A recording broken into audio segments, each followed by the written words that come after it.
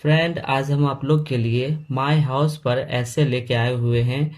अभी हम इसमें एक एक वर्ड का यानी हाउस के बारे में इंग्लिश में लिखा हुआ है, इसका हम अभी एक एक वर्ड का हिंदी करेंगे, जिससे आपको आसानी से अंग्रेजी का हिंदी करने आएगा।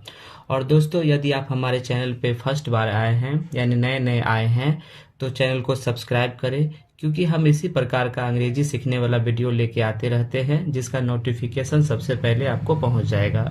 तो फ्रेंड, स्टार्ट करते हैं। My house. माई का अर्थ होता है मेरा और हाउस का अर्थ होता है घर, यानी कि मेरा घर। यानी अभी हम मेरा घर पर ऐसे अभी लिखा हुआ है, इसका हिंदी कर रहे हैं। My house is small. My का अर्थ होता है मेरा, हाउस का अर्थ होता है घर, इज का अर्थ होता है, स्मॉल का अर्थ होता है छोटा, यानी कि मेरा घर छोटा है। तो इसका हिंदी में लिख देते हैं। मेरा हाउस का अर्थ हो जाएगा घर, इज का अर्थ होता है, स्मॉल का अर्थ होता है छोटा, यानी मेरा घर छोटा है। It's near my school. It's का अर्थ होता है यह है, नियर का अर्थ होता है निकट, नजदीक, माई स्कूल यानी मेरा स्कूल, यानी जो मेरा स्कूल है उसके निकट है।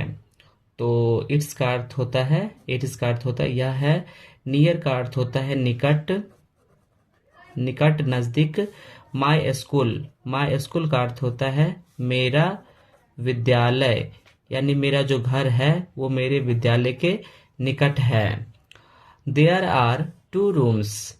इसमें 2 कमरे हैं। देयर का अर्थ होता है यहाँ, है ना, या इसमें भी लिख सकते हैं। इसमें आर का अर्थ होता है और 2 का अर्थ होता है 2। रूम्स का अर्थ होता है कमरे, यानी इसमें 2 कमरे हैं। There are a bathroom and a kitchen. यहाँ इसमें बाथरूम भी है और किचन भी है। तो देयर का अर्थ होता है यहाँ या इसमें, यहाँ भी लिख सकते हैं।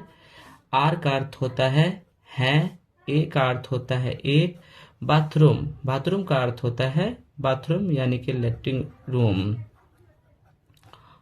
बाथरूम, है ना। एंड का अर्थ होता है और, एंड का अर्थ हो जाता है और। ए का अर्थ होता है एक, किचन का अर्थ होता है रसोई घर,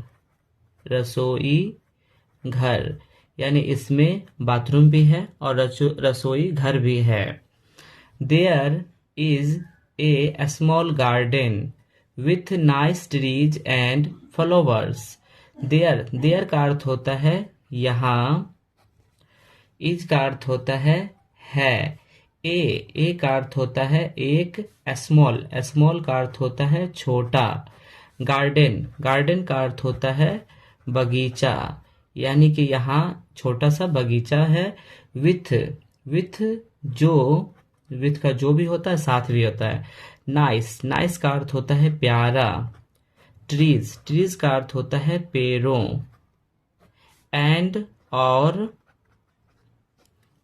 फ्लावर्स का अर्थ होता है फूलों, यानी कि जो बगीचा जो है उसमें बहुत सारे प्यारे प्यारे पेड़ हैं और फूल हैं। तो दोस्तों, ये जो था ये अभी बताए हैं, ये आवर हाउस यानी माय हाउस पर ये ऐसे बताए हैं। आप लोग को अच्छे से समझ में आया होगा और आपको अंग्रेजी का हिंदी भी करने आया होगा, है ना। दोस्तों, यदि आप हमारे चैनल को सब्सक्राइब नहीं किए हैं तो सब्सक्राइब कर ले। ठीक है, तब तक के लिए